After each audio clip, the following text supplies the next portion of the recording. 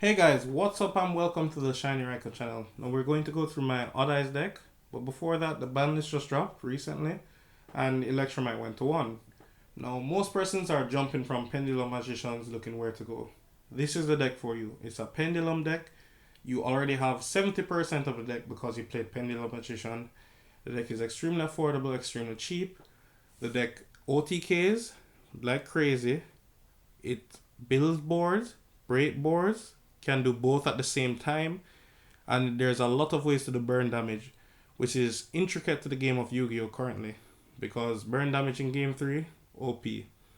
Now, I'm going to go through the deck profile, but before I even do so, I'd just like to say the deck has a couple blatant weaknesses that it also has a few inconsistencies compared to Pendulum Magician. Let me tell you what I mean by that. It's not that the deck is inconsistent on a whole, but you build boards depending on the hands you draw. The thing is with Pendulum Magicians, you have access to everything. If you didn't even have Harmonizing in hand, Electromite can send it to the face of extra deck, you add it back with Oath. There's a lot of things that you can do.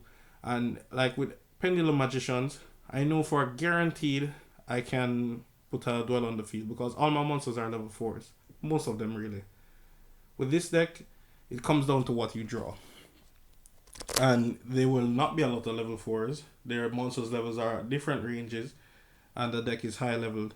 So the deck is actually very weak to anti-spell because you can't just normal summon and find your way out. So that's a point I have to bring up for you.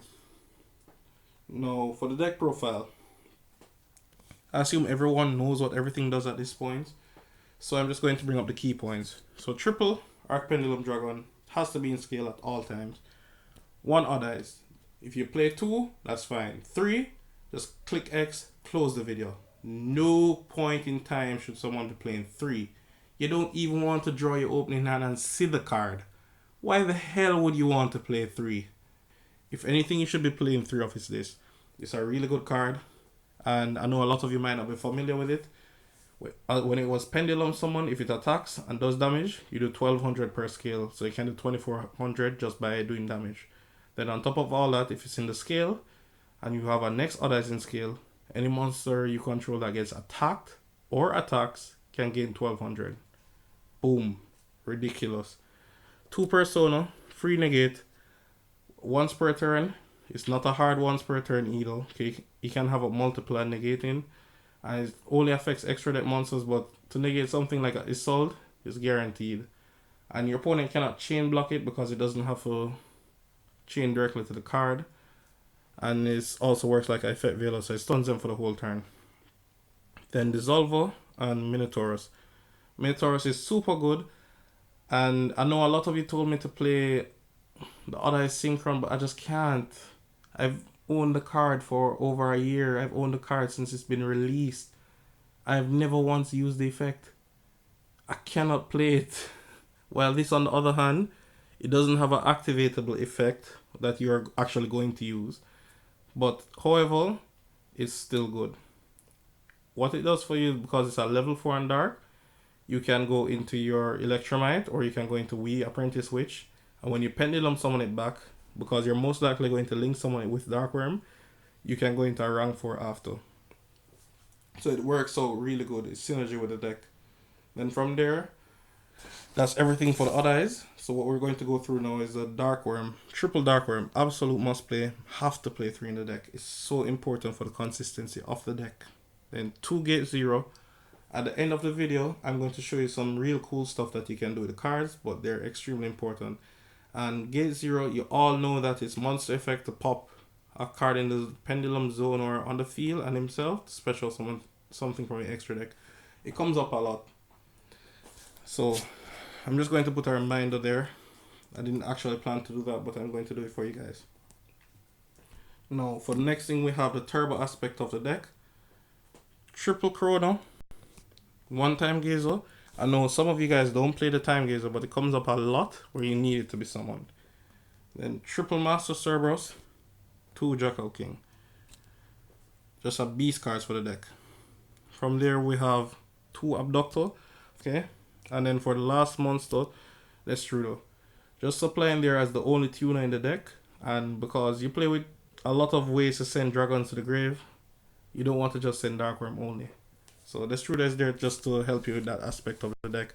I don't particularly like it a lot because it halves my life and tends to be important later on. But it's a way for you to facilitate making boards. Then we'll play 2 Iris, 1 Ravine, 2 Terraforming. Ravine has found itself to be extremely useful, seriously good card just by sending, let's say if you even drew the Dark Worm, just send it from your hand with Ravine and you can send in the Struder right away, so it's just wow. Then you play triple Spiral Flame, next good card, 2 Alliance, 2 Shrine, 1 Foolish. Then we're going to go through our extra deck. Double Eraserhead, 1 Gatling Ghoul, 1 Speed Racer, go! Bakugo, Bowie's Yu-Gi-Oh! Career, Drowsy, Dank Rebellion, Man's Not Hot, and Absolute. Okay, why am I playing this over Evil Swarm? No, Evil Swarm is actually really good. I'm not talking about Exiton. I need to get one of those, by the way. No, Tapir is actually an absolute gutting card. It just turns over Invoke and rips out their guts. It beats them single-handedly. There's nothing they can do against this. Not even their Link monsters can pass this. That's how ridiculous it is. And then Flare. Flare has win more games than you actually attacking for game. No. That's a hard outcome. Flare is just a terrible card. It's just really good. And the thing is that I love about it, your opponent has to die to burn in some way, shape or form. If your opponent life points is too low, they're going to get OTK'd. Or at least burned to death. Then for the extra deck, for the Link Monster Guardian, we have Ib. I don't really have a fun name for Ib yet. You guys can come up with that. 2 Wee Apprentice Witch. I wish my girl would hug on to me like that. Then Electromite and Megatron. Now, relating to the Baguska, you have to play a Link pointer that's pointing left and right when you're playing with it. And Ib is possibly the best choice. The thing I don't like with Ib is that if I don't go into my extra deck, I can't summon this. Because every single monster in my main deck is dark. So I don't really like that aspect of the card. Now, as it relates to Baguska, because you don't actually want it stuck in defense, what you can do is just summon any other monsters and just link away into Ib. So it doesn't block you when you're time to kill your opponent. Also, if you had Electromite and Baguska, you could just link summon them or any of these into your Metaltron. So Baguska doesn't backfire on you. The thing is to Baguska that I don't like is that I can't play any Magicians because I'm going to set up other monsters that can negate and he'll stop them. So he's not that good on that regard. And I'm just going to go through some little tricks I can show you about the deck. So alright guys, what I'm going to do is just play out a scenario. Let's just say your opponent has 2 monsters. One of them is at least 2000 attack and the next one has, I don't really care how much, as long as it's under 3000. Okay, so this is just your hand. I'm just going to show you a quick OTK. Now we're going to Shrine, send Dark Worm, pull back your Dark Worm immediately and use this effect to search for gate 0. Then I'm going to activate my Sky Iris. I'm going to activate one of the gate 0s, pop it with Sky Iris and search for my Arc Dragon because I wouldn't be able to Pendulum summon as I showed you the hand was flat. Then I'm going to normal summon, link summon into our Wee Apprentice Witch. I'm not going to use Electromite in this scenario. Then I'm going to scale up Pendulum. And as I said, your opponent has a monster under 3000 and something strong as well. It doesn't really matter. As long as the monsters can't really negate you, then you're fine for this OTK. From there, exceed summon into your Dank Rebellion. Well, this alone is game, but it's just something else I want to show you guys. You're going to use this. Punch your opponent. At least it can do is 6000. Or around that amount. Because if you attack a 2000 monster, it's at... Okay, it attacks a 2000 monster. So it's at 5000. I did 5000.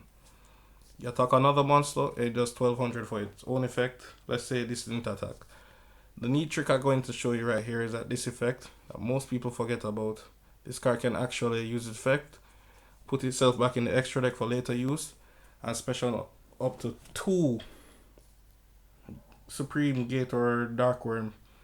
Now what I'm going to do here, if your opponent live, we all know they didn't live, but this is just all I wanted to show you.